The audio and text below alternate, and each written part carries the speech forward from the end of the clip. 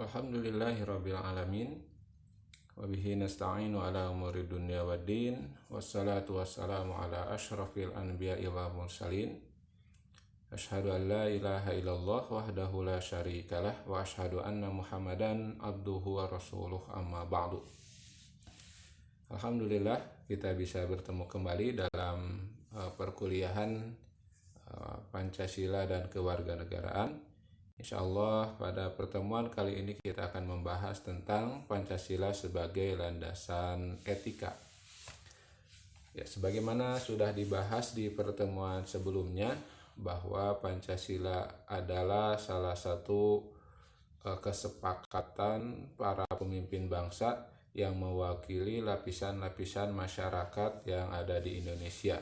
Walaupun tentu secara prosentase tidak memenuhi atau tidak tentu gitu ya, tidak tentu karena dapat dipahami negara yang baru akan berdiri kemudian tidak ada keterkaitan secara langsung dengan kerajaan-kerajaan yang ada di wilayah ini sebelumnya berkumpul untuk membuat atau merumuskan suatu negara ideal. Tentu ini tidak merepresentasikan seluruh rakyat atau masyarakat yang ada di wilayah Indonesia saat ini.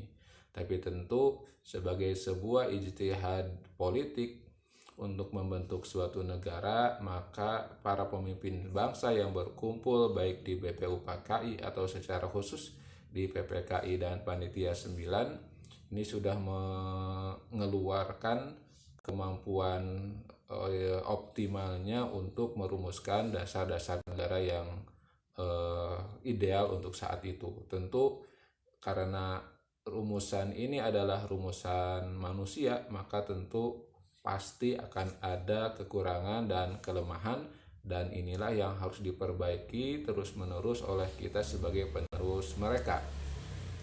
Jadi bisa dikatakan sebetulnya Pancasila, Undang-Undang Dasar, dan rumusan-rumusan yang sudah dibentuk oleh para pemimpin bangsa dahulu itu tentu tidak ideal, sebagaimana pernyataan Presiden Soekarno sendiri seperti itu, bahwa rumusan-rumusan ini dapat berubah dalam perkembangan zaman. Tapi tentu sekali lagi ini perlu dihargai, dan sampai saat ini tentu saja kalau Pancasila dalam hal ini rumusan yang sudah baku dalam pembukaan Undang-Undang Dasar ini adalah suatu hal yang bisa dikatakan tidak berubah sampai saat ini, walaupun tentu masih ada kemungkinan. Dan sedangkan Undang-Undang Dasar 45 ini sudah mengalami amandemen sebanyak kurang lebih 4 kali begitu. Jadi ini merupakan sesuatu yang wajar dan menunjukkan bahwa rumusan buatan manusia sampai kapanpun tentu tidak akan mencapai tahap yang ideal.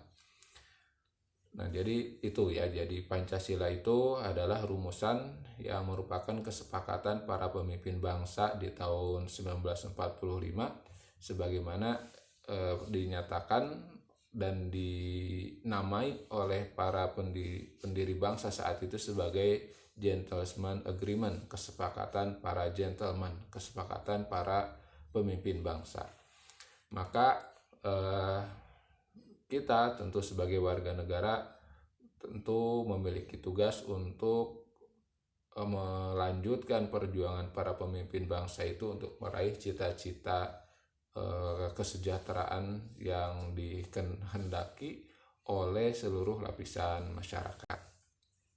Baik, sekarang kita masuk ke dalam bahasan Pancasila sebagai landasan etika.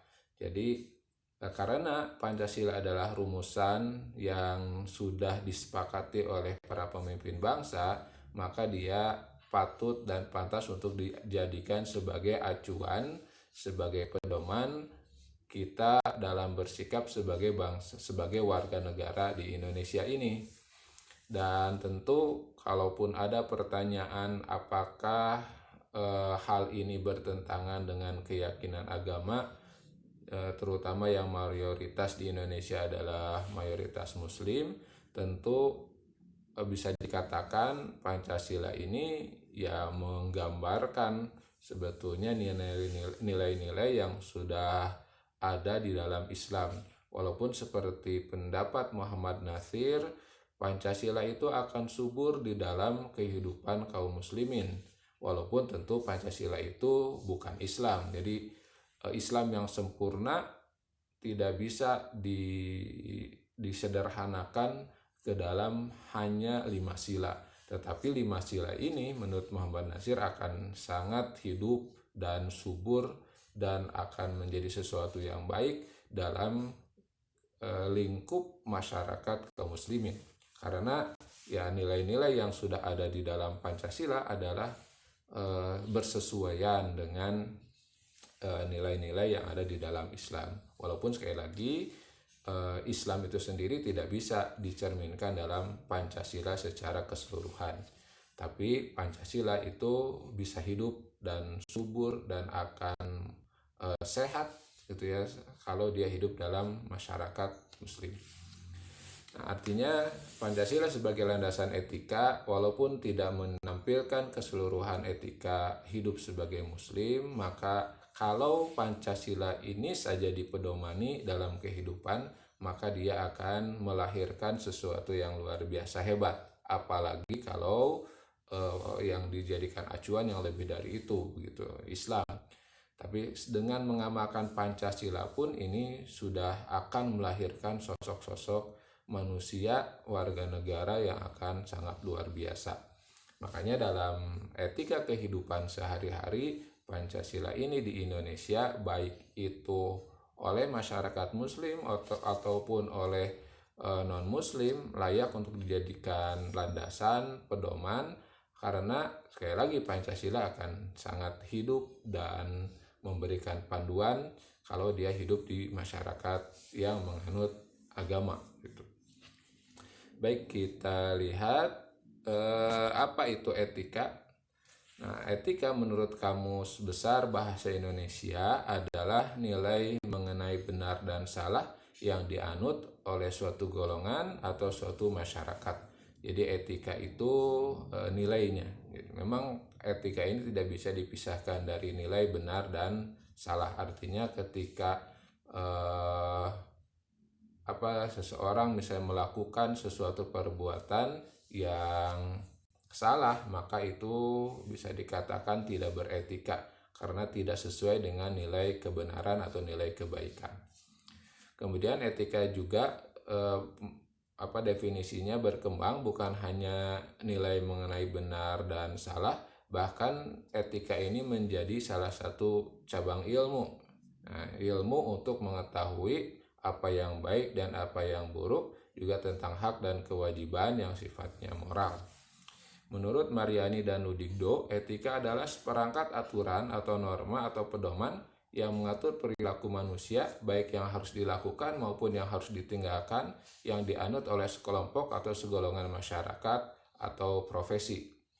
Nah, jadi etika itu adalah aturan-aturan yang atau norma yang menjadi pedoman untuk mengatur perilaku manusia. Jadi sesuatu yang disepakati, sesuatu yang dijadikan pedoman, sesuatu yang disahkan oleh suatu masyarakat yang akan menjadi pedoman, menjadi acuan untuk berperilaku dalam kehidupan sehari-hari ataupun dalam etika profesi ataupun dalam profesi.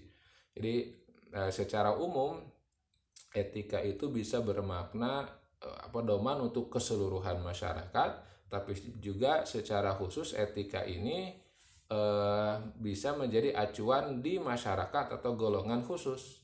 Misalnya kita mengenal ada kode etik guru. Nah, jadi kode etik guru itu ya panduan acuan etika yang terkait dengan profesi guru. Lalu ada yang disebut dengan kode etik jurnalistik misalnya. Nah, ini berarti acuan atau panduan yang mengatur perilaku manusia terkait dengan dunia jurnalistik. Kemudian kita juga mengenal misalnya kode etik dokter. Nah, berarti ini adalah seperangkat aturan atau panduan yang mengatur perilaku para dokter. Artinya kalau melanggar hal itu, melanggar acuan atau panduan itu, dia bisa dikatakan berbuat sesuatu yang melanggar etika. Dia tidak beretika karena melanggar kode etik yang sudah ditetapkan dalam suatu masyarakat profesi tertentu. Dan banyak kode etik yang lain yang ditetapkan sebagai aturan atau norma atau panduan yang menjadi acuan untuk berperilaku sehari-hari di lingkungannya masing-masing. Jadi secara khusus etika atau kode etik ini bisa dimaknai sebagai aturan khusus, tapi juga bisa dimaknai sebagai aturan umum, bahkan bisa dimaknai sebagai pengetahuan atau ilmu yang mengatur mana yang baik, mana yang benar. Nah, itu pengertian etika. Jadi secara luas dan secara khusus, secara sempit ada maknanya. Dilihat dari asal-usul katanya, etika berasal dari bahasa Yunani yaitu ethos, yang berarti adat istiadat atau kebiasaan yang baik. Jadi dilihat dari sisi ini, ukuran atau acuan yang menjadi panduan benar atau salah, baik atau buruk dalam etika ini adalah adat kebiasaan. Artinya hal ini tentu tidak sepenuhnya tidak sepenuhnya sesuai dengan aturan Islam lah begitu. Sebab yang dijadikan acuan atau panduan adalah adat istiadat atau kebiasaan. Nah, jadi baik dan buruknya itu diukur oleh kebiasaan, dan baik buruknya itu diukur oleh kesepakatan. Ya, diukur oleh kebiasaan dan oleh kesepakatan. Seperti tadi misalnya kode etik guru, kode etik dosen, kode etik dokter, itu kan ditetapkan oleh orang-orang tertentu, ya, ditetapkan oleh manusia berdasarkan sesuatu yang berdasarkan adat kebiasaan yang berlaku. Dalam perkembangannya, etika menjadi studi atau tadi dikatakan sebagai ilmu tentang kebiasaan manusia berdasarkan kesepakatan menurut ruang dan waktu yang berbeda, yang menggambarkan perangai manusia dalam kehidupan pada umumnya. Jadi ya, standar baik dan buruknya adalah adat istiadat, kebiasaan atau kesepakatan atau sesuatu yang ditetapkan. Nah, dilihat dari sisi ini, maka etika itu ada aspek kesamaan dengan akhlak, tapi di sisi lain tentu ada perbedaannya juga. Ya, sisi perbedaannya, ya tadi kalau etika itu ukurannya adalah adat kebiasaan.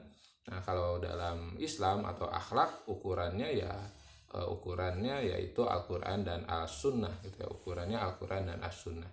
Jadi disebut baik dan buruk itu kalau sesuai dengan Al-Quran dan As-Sunnah, sehingga yang melanggarnya ya itu nanti bisa dikatakan tidak berakhlak begitu. Sedangkan dalam etika panduannya atau ukurannya adalah adat kebiasaan, sehingga nanti yang disebut tidak beretika itu kalau tidak sesuai dengan adat kebiasaan.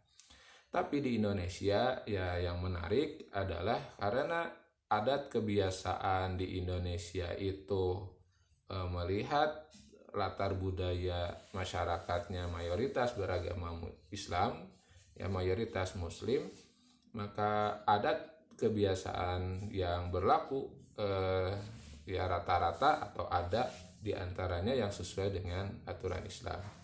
Di Minangkabau misalnya ada ungkapan adat basandi syarak basandi kitabullah. Jadi kebiasaan itu ya sendinya atau standarnya ya syarak atau aturan agama. Nah, jadi bisa jadi gitu ya, etika ini pun tidak bertentangan dengan Islam ketika hidup di masyarakat Muslim.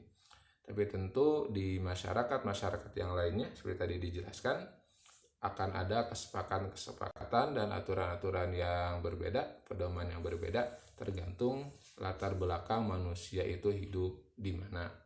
Dan dalam hal-hal tertentu dalam Islam, kalau kita lihat dari sudut pandang Islam, dalam hal-hal tertentu Islam mengakui adat kebiasaan sebagaimana dalam kaidah ushul fikih al-adatu muhakkamatun, adat itu bisa menjadi hukum. Tentu ini dengan catatan selama tidak bertentangan dengan Al-Qur'an dan As-Sunnah. Jadi adat dalam Islam, adat kebiasaan itu diakui, adat kebiasaan itu bisa juga dijadikan pedoman selama tidak bertentangan dengan pedoman Al-Qur'an dan As-Sunnah. Al-adatu muhakkamah.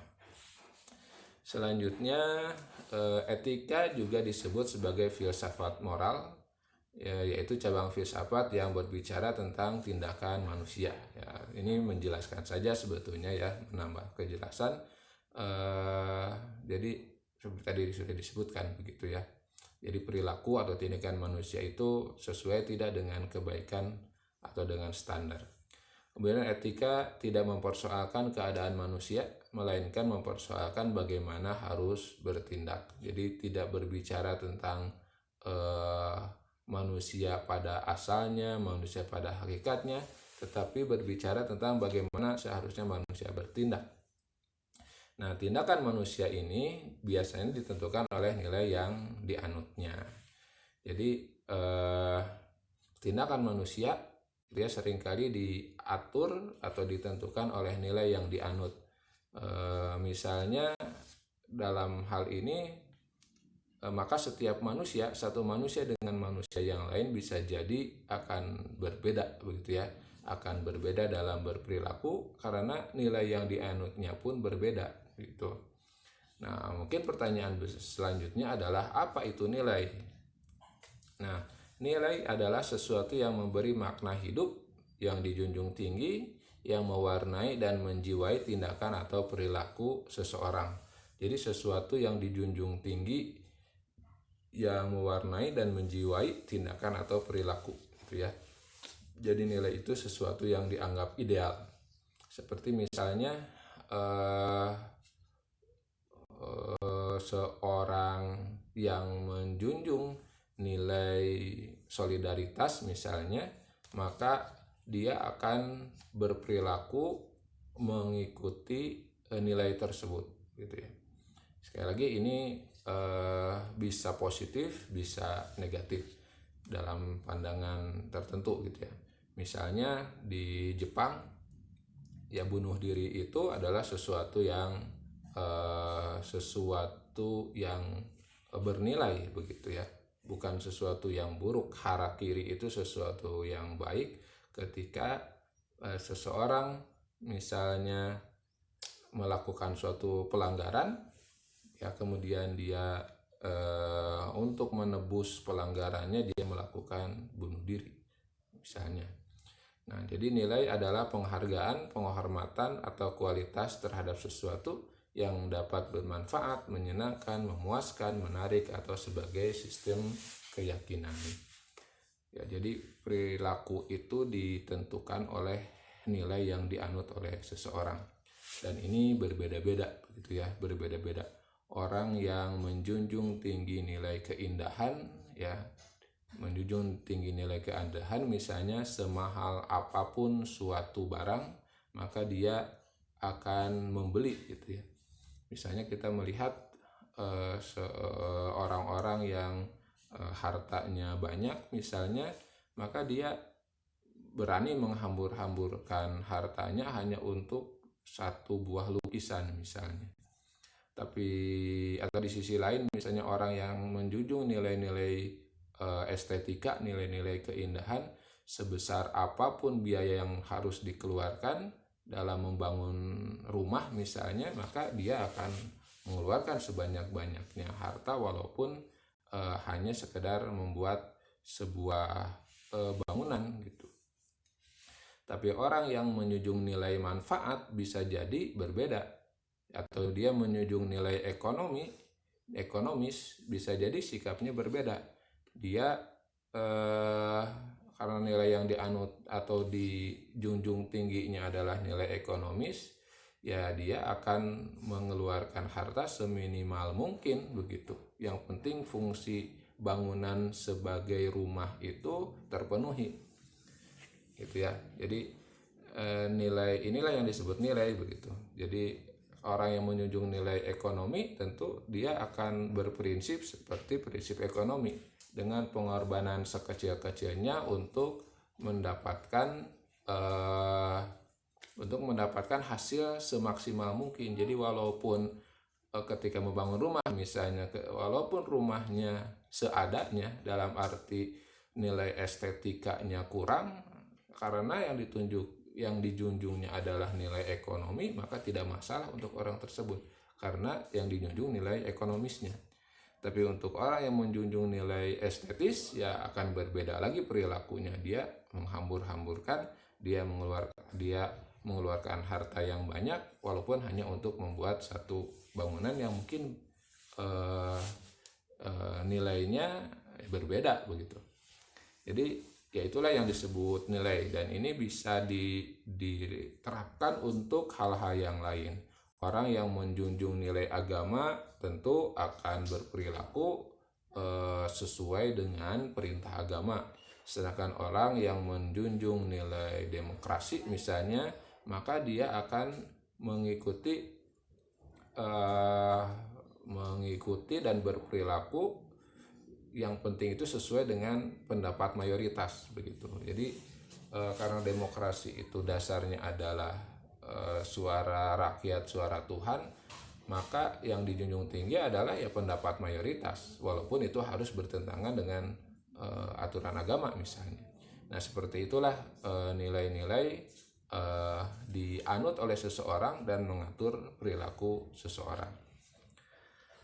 Selanjutnya menurut Bambang Darweso, dia mengatakan bahwa nilai itu sebuah realitas abstrak dan ada dalam kehidupan manusia. Jadi ya nilai itu sesuatu yang abstrak. Seperti tadi nilai estetika, nilai ekonomi itu sifatnya abstrak yang ada di dalam konsep pikiran manusia yang mengatur perilakunya gitu. Jadi bukan sesuatu yang konkret, tapi sesuatu yang abstrak. Nilai memiliki sifat normatif, artinya nilai itu mengandung harapan, cita-cita, suatu keharusan, sehingga nilai itu memiliki sifat ideal. Jadi sesuatu hal yang ideal yang ada di dalam pikiran manusia. Nah, itulah nilai gitu ya. Itulah nilai. Contohnya seperti tadi yang sudah disebutkan sebelumnya. Maka karena itu nilai juga berfungsi sebagai daya dorong atau motivator manusia melakukan suatu perbuatan gitu ya. Ya, jadi seperti tadi misalnya dalam contoh membangun rumah, ya dorongan nilai yang dianut oleh seseorang ya berbeda-beda dan menghasilkan suatu produk yang maksudnya produk perilaku yang berbeda juga gitu ya. Jadi itu yang mendorong seseorang untuk melakukan sesuatu. Nah, baik, sekarang bagaimana atau apa saja nilai-nilai yang ada dalam Pancasila yang harus menjadi landasan etika kita sebagai rakyat dan masyarakat Indonesia. Kalau kita lihat sila pertama, sila ketuhanan yang Maha Esa, maka nilai yang harus digarisbawahi dari sila ini adalah nilai ketuhanan. Sila pertama menunjukkan suatu zat atau kausa prima, penyebab utama dari alam semesta dengan segala isinya. Tuhan adalah penyebab dari segala awal kehidupan dan segala yang ada termasuk manusia. Ketuhanan berarti sifat-sifat Tuhan seperti Maha Kuasa, Maha Pencipta, Maha Adil, yang Maha Pengasih. Nah, jadi ketuhanan itu artinya bahwa nilai yang harus dianut oleh masyarakat Indonesia adalah nilai-nilai ketuhanan, nilai-nilai agama. Artinya karena itu pula sebetulnya kenapa komunisme di Indonesia dilarang, karena ini bertentangan dengan sila pertama. Tentu dalam hal ini kalaupun ada orang-orang yang menganut ateisme gitu ya, ketidakpercayaan terhadap Tuhan, maka itu tidak masalah, masih bisa hidup di Indonesia. Cuma kalau itu menjadi suatu ajaran yang diajarkan dan disebarluaskan, nah inilah yang menjadi masalah. Jadi dan secara aturan tentu mereka harus mencantumkan agamanya di dalam KTP, kan seperti itu, untuk membedakan satu orang dengan orang lain. Jadi nilai-nilai ketuhanan ini yang dijunjung. Nah, kata Maha Esa, sedangkan kata Maha Esa berarti Maha Satu, Maha Tunggal, tidak terbagi dan tidak terdiri dari unsur-unsur. Ini Maha Esa. Jadi ketika kita berbicara tentang Tuhan yang Maha Esa atau Allah Subhanahu wa Ta'ala, maka yang disebut ahad atau satu itu adalah ya satu yang tidak membutuhkan yang lain. Satu yang tidak membutuhkan unsur-unsur yang lain. Berbeda dengan kita manusia, saya misalnya, walaupun saya ini seorang, walaupun saya ini satu, walaupun saya ini esa, tapi tidak maha, gitu ya. Saya masih membutuhkan mata, matanya butuh dua lagi, gitu ya. Saya masih membutuhkan telinga, jadi satunya itu tidak maha, masih membutuhkan yang lain, gitu ya. Walaupun saya satu, tapi mata saya dua, telinga saya dua, mulut satu, tangan dua, kaki dua, dan organ-organ tubuh yang jumlahnya ratusan di dalam tubuh saya. Begitu berarti satunya saya itu ya satu yang tidak sempurna karena membutuhkan yang lain. Sedangkan satunya Tuhan, satunya Allah Subhanahu wa Ta'ala, itu satu yang tidak membutuhkan yang lain. Walam yakul lahu kufuwan ahad. Isi dan makna sila ketuhanan yang Maha Esa adalah sebagai berikut. Adanya pengakuan akan adanya Tuhan yang Maha Esa dan menjadi dasar keyakinan setiap warga bangsa. Jadi bangsa Indonesia ya bangsa yang beragama, begitu. Setiap warga negara berkewajiban memeluk agama dan taat menjalankan ajarannya. Nah, jadi semua orang yang berhak gitu ya untuk menjalankan ajarannya. Kemudian dalam sila pertama itu juga terkandung nilai-nilai toleransi. Ya, artinya di Indonesia ini karena ada berbagai macam agama, maka tidak boleh ada pemaksaan satu agama terhadap agama yang lain. Dan ini sesuai juga dengan aturan Islam, la ikraha fiddin.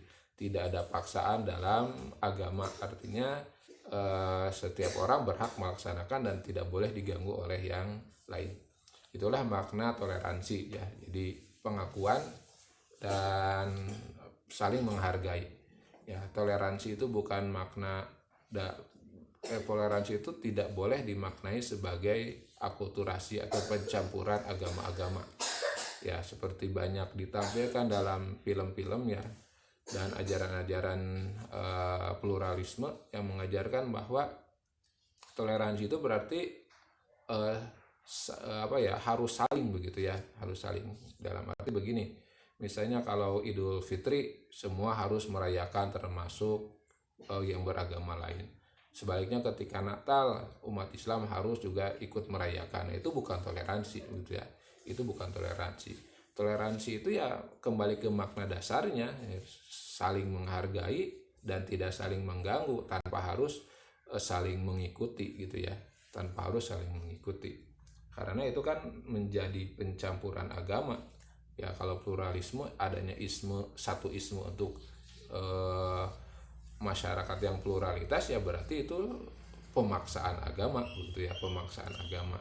Jadi kalau pemerintah misalnya atau siapapun ya menentukan bahwa semua agama yang berbeda-beda di Indonesia itu digabungkan sehingga satu agama dengan agama yang lain harus saling merayakan hari besarnya, tentu hal ini adalah bukan toleransi, tapi sudah pemaksaan agama.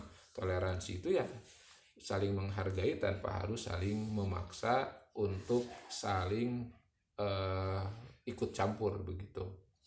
Dan ini juga sebetulnya kan yang ditetapkan oleh Allah Subhanahu wa Ta'ala, alakum dinukum waliyadin, bagikumu agamamu, bagiku agamaku. Artinya kita saling menjalankan ajaran ibadah masing-masing tanpa harus saling mengganggu. Itu toleransi.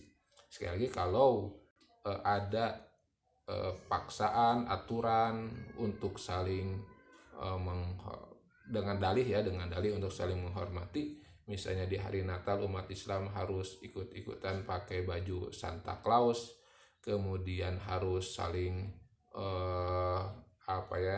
saling mengikuti upacara masing-masing, maka tentu ini bukan sesuatu yang disebut toleransi. Itu adalah pemaksaan.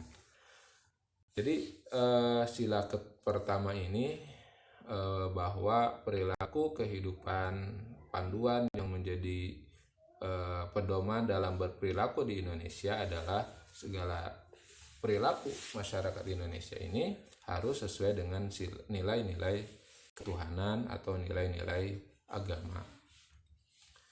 Baik, yang selanjutnya sila yang kedua, kemanusiaan yang adil dan beradab. Di sini ada beberapa kata kunci gitu ya.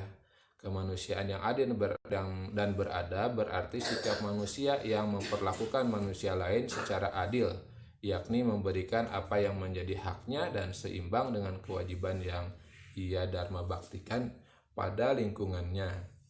Menurut kodratnya, manusia mempunyai hak-hak yang melekat pada kemanusiaannya seperti kebebasan untuk hidup, berbicara, berkumpul, beragama. Sebagai makhluk sosial, manusia mempunyai hak-hak dasar dan kewajiban-kewajiban dasar. Dengan sila kedua ini, negara mengakui akan adanya dan menghormati akan berlakunya hak asasi manusia di Indonesia. Nah, jadi kata kunci di sila kedua ini adalah adanya kemanusiaan, bahwa kita ini sama-sama manusia, artinya di hadapan hukum warga negara Indonesia itu sama. Tidak boleh ada yang diunggulkan, tidak boleh karena dia pejabat maka dia diistimewakan. Dengan kata-kata kemanusiaan ini menunjukkan kesetaraan seluruh rakyat di hadapan hukum, di hadapan negara. Kemudian tapi kesamaan ini tentu tidak serta-merta kebebasan sebebas-bebasnya. Di sana ada rumusan adil dan beradab.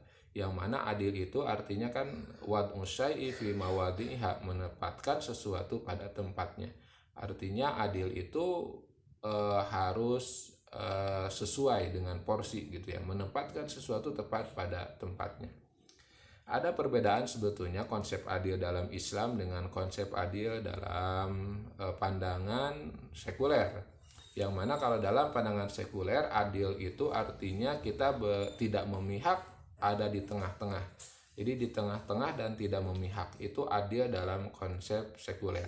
Sedangkan dalam Islam konsep adil ini adalah memihak. Ya, konsep adil itu memihak. Seperti dasar arti kata adil itu sendiri, adil itu kan artinya bengkok bukan lurus. Ya, yang namanya adil itu bengkok bukan lurus. Maka yang disebut adil itu adalah harus memihak. Dan kata adil itu kan dari bahasa Arab gitu ya, dari bahasa Arab, dari bahasa Islam. Kalau dalam bahasa Inggris kan ada fairness gitu ya, fairness, fair. Ya fairness gitu ya, sesuatu yang di tengah, tidak memihak. Sedangkan dalam Islam adil itu artinya bengkok, artinya harus memihak. Memihak kepada apa? Memihak kepada kebenaran. Jadi ketika ada dua pihak misalnya yang bertikai, di sana ada satu benar, satu salah, maka sikap hukum harus berpihak kepada kebenaran, yaitu adil. Ya, berpihak kepada kebenaran, bukan kepada orangnya, bukan kepada person to personnya, kepada orang-orangnya, tapi bersikap adil adalah bersikap condong kepada kebenaran. Bersikap bengkok, ya bengkok dalam arti condong ke arah kebenaran. Tuh, di hadapan orangnya sama, tadi seperti di rumusan kata kemanusiaannya harus sama, tetapi keberpihakannya harus kepada kebenaran. Nah, itulah sejatinya keadilan. Bukan bersikap di tengah-tengah dan tidak berpihak gitu ya. Tidak berpihak, harus berpihak kepada salah satu, yaitu kebenaran. Ya, walaupun kebenaran ini misalnya bertentangan dengan golongan A dan B, misalnya bertikai, si hakim misalnya atau si negara ini mayoritas muslim misalnya, tetapi ketika yang salah muslim ya berarti dia harus berpihak kepada kebenaran gitu. Walaupun yang salah adalah bagian dari golongannya atau pihaknya. Nah, itulah keadilan gitu ya. Seperti dulu di zaman Rasulullah gitu ya. Kata Rasulullah, kalaulah Fatimah binti Muhammad itu mencuri, akan aku potong tangannya. Artinya di hadapan hukum, di hadapan aturan bahwa semua pihak sama, maka keadilan adalah condong dan berpihak kepada kebenaran. Kemudian yang selanjutnya ada kata adab. Adab pun adalah rumusan dari Islam, gitu ya, rumusan dari Islam. Adab itu artinya mampu menempatkan orang lain pada tempatnya. Jadi kalau adil itu mampu menempatkan diri pada tempatnya. Ya, jadi sebaliknya dari kata adil. Kalau adil itu menempatkan orang lain, pihak lain pada porsinya, pada tempatnya, maka adab adalah menempatkan diri sendiri pada tempatnya gitu. Jadi kita tidak dalam posisi paling benar, tidak. Kita harus menempatkan diri pada porsinya. Kalau memang benar ya berpihaklah kepada kebenaran, kalau kita salah mengakulah salah. Itu baru disebut dengan orang yang beradab. Nah, itu adil dan beradab. Jadi kemanusiaan memiliki makna kesetaraan, kebebasan, tapi tentu dibingkai dalam adil. Ya, adil bahwa kita bisa menempatkan orang lain pada porsinya yang tepat. Tidak. Jadi dalam hal ini Pancasila sebetulnya berbeda dengan demokrasi. Sebab dalam demokrasi manusia sama, sedangkan dalam Pancasila manusia harus adil. Ya, misalnya antara profesor dengan pencuri, kalau dalam demokrasi kan disamakan, hak suaranya satu. Maka kalau di dalam Pancasila sebetulnya harus adil dan beradab. Makanya nanti di sila keempat ya, demokrasi atau musyawarah itu perwakilan, karena ya orang-orang yang harus kompeten gitu ya. Nah, nanti di sila yang keempat. Selanjutnya sila ketiga adalah persatuan Indonesia. Persatuan berarti disatukannya berbagai macam unsur menjadi satu kesatuan. Nah, tapi kesatuan ini tentu tidak menegasikan perbedaan. Jadi kesatuan ini bukan harus menjadi sama. Kesatuan adalah di mana pihak-pihak yang berbeda, yang bineka ini mau untuk menyamakan visi dan cita-cita, gitu ya. Jadi persatuan ini bukan berarti semua harus sama seragam, bukan. Tetapi perbedaan ini tidak ditonjolkan, tapi menonjolkan aspek persamaan. Persatuan Indonesia berarti bersatunya bangsa Indonesia yang terdiri dari berbagai macam suku, bahasa, adat istiadat, agama menjadi satu bangsa yang utuh dan tidak terbagi-bagi. Unsur-unsur utama persatuan Indonesia yaitu pluralitas yang homogen. Jadi memang pluralitas ya, di Indonesia banyak suku, banyak bangsa, banyak bahasa, agama juga, tapi homogen, ada keseragaman dalam cita-cita. Untuk memperkokoh persatuan diperlukan kesadaran, kemauan, dan kemampuan untuk mewujudkan persatuan Indonesia. Nah, persatuan Indonesia adalah persatuan yang berketuhanan yang Maha Esa dan berperi kemanusiaan yang adil dan beradab. Jadi landasannya tetap sila-sila sebelumnya. Kemudian sila keempat, kerakyatan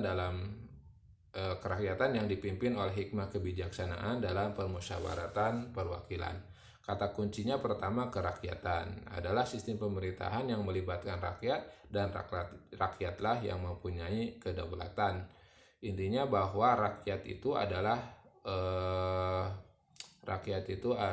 punya hak untuk turut andil dalam sistem pemerintahan kerakyatan. Tapi kerakyatan tidak sebebas-bebasnya gitu ya. Dia harus dipimpin oleh hikmat kebijaksanaan. Artinya daya upaya dengan menggunakan pikiran yang sehat, etika yang baik, jujur, dan bertanggung jawab.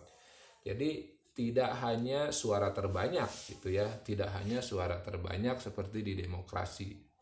Kalau dalam demokrasi ya kerakyatan, semua rakyat punya hak. Nah, kalau dalam Pancasila kerakyatan ini harus dipimpin oleh hikmah kebijaksanaan. Artinya di sini masih dijunjung ilmu, masih dijunjung sila ke-1 agama, masih dijunjung keadilan dan adab, kemudian dijunjung juga persatuan. Jadi bukan kerakyatan sebebas-bebasnya dalam arti misalnya suara terbanyak. Nah, sebab masalah sebetulnya kalau suara terbanyak ini dijadikan nomor satu, ya, di mana misalnya mayoritas masyarakat bisa dibeli dengan uang, maka ini kan bahaya, gitu ya. Suaranya dibeli, maka kerakyatan ini akan tercederai.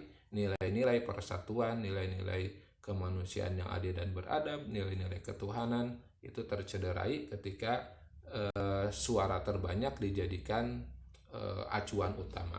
Jadi kerakyatan di Indonesia itu andil rakyat, andil dalam sistem pemerintahan, dalam kepemimpinan negara, tetapi harus dipimpin oleh hikmah kebijaksanaan, bukan dipimpin oleh hawa nafsu kekuasaan. Permusyawaratan adalah tata cara khas bangsa Indonesia dalam pelaksanaan kedaulatan rakyat. Ini tentu disebut tata cara khas karena masyarakat Indonesia mayoritas muslim. Sebagaimana kita tahu, musyawarah itu adalah perintah Allah dalam Al-Quran, wasyawirhum fil amri. Jadi permusyawaratan atau musyawarah adalah sesuatu yang menjadi adat kebiasaan Indonesia karena sudah tersibgoh, terpengaruhi oleh Islam. Nah, sebelum Islam datang, musyawarah tidak ada, sebab suara raja adalah suara dewa. Ya, suara raja adalah suara Tuhan. Kalau raja sudah menetapkan sesuatu dalam kerajaan Hindu Buddha kan begitu ya. Kalau raja sudah menetapkan sesuatu ya tidak bisa ditolak, sebab raja adalah perwakilan dewa di muka bumi. Sedangkan dalam Islam tidak demikian. Aturannya adalah wasyawirhum fil amri. Nah, jadi seperti tadi disebutkan ketika menjelaskan sila kedua, karena harus adil, harus beradab, harus dipimpin oleh hikmah, kebijaksanaan, maka permusyawaratan di Indonesia itu perwakilan. Jadi diwakili oleh orang-orang yang kompeten, diwakili oleh orang-orang yang memiliki keunggulan dalam ilmu pengetahuan, sehingga dia termasuk kepada orang yang memiliki hikmah kebijaksanaan gitu. Jadi perwakilan dalam arti diwakili oleh orang-orang yang memiliki hikmah kebijaksanaan. Seperti itu. Selanjutnya, sila kelima, negara hendak mewujudkan keadilan di seluruh lapangan kehidupan kepada setiap warga negara di seluruh wilayah negara ini. Upaya yang ditempuh untuk mencapai masyarakat adil dan makmur adalah asas kekeluargaan. Ya, jadi ini juga sebetulnya kan nilai-nilai yang sudah ada dalam Islam, nilai keadilan sosial, kemudian asasnya kekeluargaan, sebagaimana disebutkan bahwa manusia itu ya, apalagi sesama muslim kan, ikhwatun, innama mu'minuna ikhwatun, orang-orang beriman itu ya bersaudara. Orang-orang beriman itu bersaudara. Bahkan nanti kalau ditarik lebih luas lagi ya seluruh manusia bersaudara karena turunan dari satu asal yang sama, yaitu Nabi Adam begitu. Jadi nanti ada ukhuwah fiddin gitu ya, ada persaudaraan karena agama, ada persaudaraan karena kemanusiaan. Karena kemanusiaan berarti nilai-nilai kekeluargaan ini, walaupun misalnya kita berbeda agama, berbeda suku, bangsa, dan bahasa, maka tetap harus dijunjung aspek kekeluargaan ini, karena prinsipnya kita semua adalah keluarga. Nah, itulah nilai-nilai yang terkandung dalam Pancasila yang harus menjadi pedoman kita dalam berperilaku, menjadi landasan dalam etika hidup kita dalam kehidupan sehari-hari. Ada nilai ketuhanan ya, dan landasannya tauhid yang Maha Esa. Kemudian ada nilai kemanusiaan yang dibingkai dalam keadilan dan keberadaban. Kemudian bingkai persatuan Indonesia. Kemudian nilai yang keempat, nilai kerakyatan yang dipimpin oleh hikmah kebijaksanaan. Kemudian nilai musyawarah yang sifatnya perwakilan karena harus orang-orang yang kompeten, dan juga nilai-nilai keadilan sosial yang berasaskan kekeluargaan. Itu saja mungkin yang bisa disampaikan, mudah-mudahan ada manfaatnya. Aku qauli hadza wa astaghfirullah li wa lakum. Wassalamualaikum warahmatullahi wabarakatuh.